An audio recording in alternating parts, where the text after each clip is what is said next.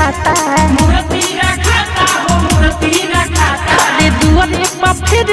मूर्ति रखाता मूर्ति रखाता हो मूर्ति रखाता घरे घरे जाके चंदा बिटोराता हो चंदा बिटोराता विद्या के देवी होई सरस्वती माता विद्या के देवी होई सरस्वती माता अरे दुआरे पर फिर मूर्ति रखाता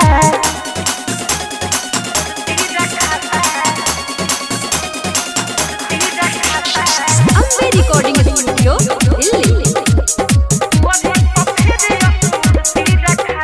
महीना भर पहले पियाना दियाई अरे 24 गो चौहाया साउंड बनाई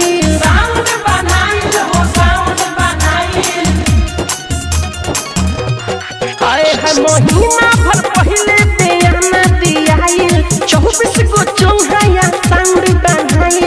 बाटे खातिर para शादी काटाता अरे दुआरे पर फिर मूर्ति रखाता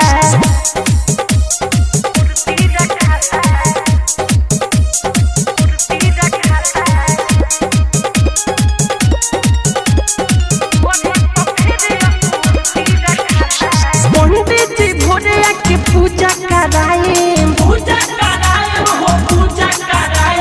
निर्मल जोगिस के ना बतिया भुलाए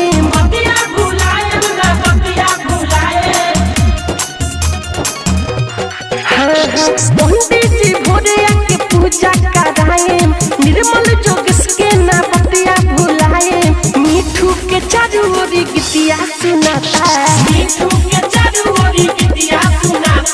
विद्या के देवी होई सरस्वती माता अम्बे रिकॉर्डिंग स्टूडियो दिल्ली।